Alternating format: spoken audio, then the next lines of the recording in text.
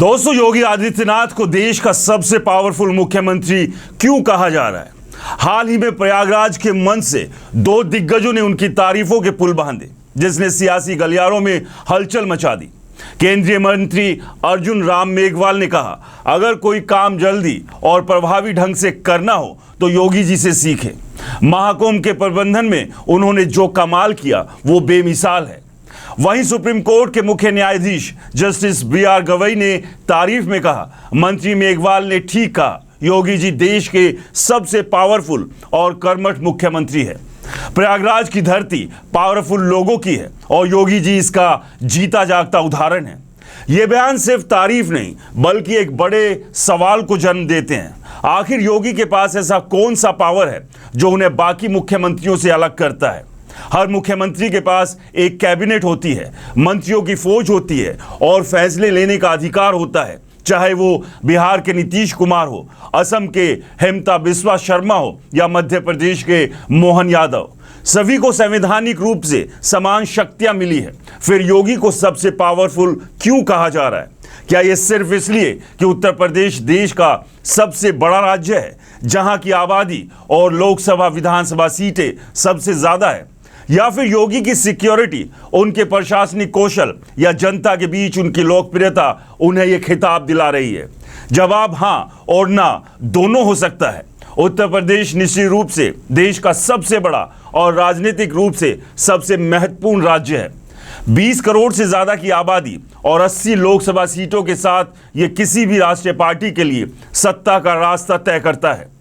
लेकिन योगी की ताकत सिर्फ इसे भौगोलिक या राजनीतिक वजन तक सीमित नहीं करती। उनके नेतृत्व में यूपी ने कई ऐसे बदलाव देखे जो उन्हें बाकियों से अलग करते हैं। दोस्तों, इंडिया टुडे और सी वोटर के जनवरी-फरवरी 2025 के सर्वे ने इस तस्वीर को साफ किया। सर्वे में योगी आदित्यनाथ को 35.3% वोट मिले, ममता बनर्जी को 10.6%, एम.के. स्टालिन को 5.2% और चंद्रबाबू नायडू को 5.1%, कहीं ज्यादा। महाराष्ट्र के सीएम को 4%, कर्नाटका के सीएम को 3.5% और मध्य प्रदेश के सीएम को 2.2% वोट मिले। यह आंकड़ा साफ करता है कि बीजेपी हो या गैर बीजेपी शासित राज्य, योगी की लोकप्रियता हर किसी से कहीं आगे है। लोकतंत्र में सबसे बड़ी ताकत जनता की होती है और योगी ने इस ताकत को अपने पक्ष में कर लिया। तो योगी की इस लोकप्रियता का राज क्या है? सबसे पहले उनकी तेज और प्रभावी कार्यशैली। योगी के टेबल पर कोई फाइल लंबे समय तक धूल नहीं खाती, चाहे वो विकास परियोजनाएं हो या कानून व्यवस्था। उनके फैसले तेज और प्रभावी होते हैं। दूसरा, कानून व्यवस्था में क्रांतिकारी बदलाव। पहले यूपी में पुलिस के थाने के चक्कर कटवाने के लिए बदनाम थे। योगी के शासन में पुलिस अब एक्शन मोड में नजर आती है। उनकी बुलडोजर नीति ने अवैध निर्माण और अपराधियों पर ऐसी नकेल कसी कि विरोधी सुप्रीम कोर्ट तक पहुंच गए, लेकिन कोर्ट ने भी इस पर रोक नहीं लगाई। तीसरा, 2025 के महाकुंभ का शानदार प्रबंधन। लाखों करोड़ों श्रद्धालुओं के लिए सुरक्षा, स्वच्छता और सुविधाओं का आयोजन ने यूपी की वैश्विक छवि को नई ऊंचाइयों तक पहुंचाया। योगी की तारीफ सिर्फ उनके समर्थक तक सीमित नहीं है, विपक्षी नेता भी उनकी ताकत को स्वीकार करने को मजबूर है। 2024 के लोकसभा चुनाव के बाद समाजवादी पार्टी के सांसद अफजल अंसारी ने कहा था, मोदी का जादू कम हुआ लेकिन योगी ने अपनी मेहनत से यूपी में बीजेपी को सीटें दिलाई। यह बयान भले ही विपक्ष की हताशा को दर्शाता हो, लेकिन उसने योगी के प्रभाव को उजागर किया। उनकी कुर्सी को चुनौती देने की कोशिश करने वाले विरोधियों को बार बार बीजेपी हाईकमान से एक ही जवाब मिला, योगी ही रहेंगे। यह उनकी पार्टी के भीतर मजबूत स्थिति को दर्शाता है। CJI justice B R. गवई का बयान, जिसमें उन्होंने योगी को सबसे पावरफुल और कर्मठ बताया, एक और महत्वपूर्ण संदेश देता है। जस्टिस गवई नवंबर 2025 में रिटायर होने वाले हैं और हो सकता है कि रिटायरमेंट के बाद वो इस बयान पर और विस्तार से बोले, लेकिन उनके इस बयान ने विपक्ष, खासकर अखिलेश यादव जैसे नेताओं की नींद उड़ा दी है। योगी की ताकत का असर अब राष्ट्रीय स्तर पर देखने को मिल रहा है।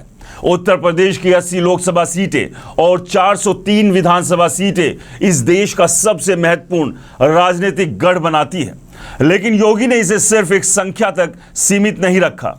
उनके नेतृत्व में यूपी ने न केवल कानून व्यवस्था में सुधार देखा बल्कि आर्थिक और सामाजिक विकास में भी उल्लेखनीय प्रगति की। ग्लोबल इन्वेस्टर्स समिट और औद्योगिक नीतियों ने यूपी को निवेश का केंद्र बनाया। महिलाओं की सुरक्षा, शिक्षा और रोजगार जैसे मुद्दों पर उनकी योजनाएं सिर्फ बेटी बचाओ, बेटी पढ़ाओ और मिशन शक्ति जनता के बीच लोकप्रिय है। अयोध्या में राम मंदिर, काशी विश्वनाथ कॉरिडोर और महाकुंभ जैसे आयोजनों ने यूपी को सांस्कृतिक और धार्मिक पर्यटन का केंद्र बनाया। सर्वे के आंकड़े बताते हैं कि योगी की लोकप्रियता का आधार उनकी प्रदर्शन आधारित नेतृत्व, सख्त छवि और पारदर्शी छवि और राष्ट्रीय अपील है। उनकी सांस्कृतिक और धार्मिक पहल ने उन्हें राष्ट्रीय स्तर पर एक मजबूत नेता के रूप में स्थापित किया। लेकिन सवाल यह है कि यह लोकप्रियता उन्हें कहां तक लेकर जाएगी। क्या वो सिर्फ यूपी के पावरफुल सीएम बनकर रहेंगे या भविष्य में भारत की सियासत में कोई नया इतिहास रचेंगे। 2027 के विधानसभा चुनाव में योगी का दबदबा बरकरार रहने की संभावना है। अगर बीजेपी उनकी अगुवाई में तीसरी बार सत्ता में आती है तो ये उनके नेतृत्व को और मजबूत करेगा। कई राजनीतिक विश्लेषक मानते हैं कि योगी की लोकप्रियता और प्रशासनिक क्षमता उन्हें भविष्य में केंद्रीय नेतृत्व के लिए मजबूत दावेदार बना सकती है। विपक्षी नेता जैसे अखिलेश यादव और ममता बनर्जी उनकी इस बढ़ती लोकप्रियता को चुनौती देने की कोशिश कर रहे हैं, लेकिन सर्वे के आंकड़े और जनता का भरोसा योगी के पक्ष में है। कहा जाता है कि जब लोग आपकी तारीफ करने लगे और आप उन तारीफों को पचाकर आगे बढ़ें तो आपकी मंजिल कितनी दूरी रह जाएगी इसका अंदाजा आप खुद नहीं लगा सकते। योगी के साथ भी यही हो रहा है। सीजेआई का बयान, केंद्रीय मंत्री की तारीफ और सर्वे के आंकड़े साबित करते हैं कि योगी न सिर्फ यूपी बल्कि देश के सबसे प्रभावशाली नेताओं में से एक है। उनकी असली ताकत है उनकी मेहनत, साहसिक फैसले और जनता का अटूट विश्वास। यह तो वक्त ही बताएगा कि योगी की यह लोकप्रियता उन्हें राष्ट्रीय स्तर पर और बड़ी जिम्मेदारी की ओर ले जाएगी या वो यूपी के इस पावर हाउस के रूप में इतिहास रचेंगे। दोस्तों, आपकी राय क्या है? योगी की लोकप्रियता का सबसे बड़ा कारण क्या है? क्या वो भविष्य में राष्ट्रीय स्तर पर बड़ी भूमिका निभा सकते हैं? अपनी राय हमें कमेंट बॉक्स में जरूर बताएं। नमस्कार।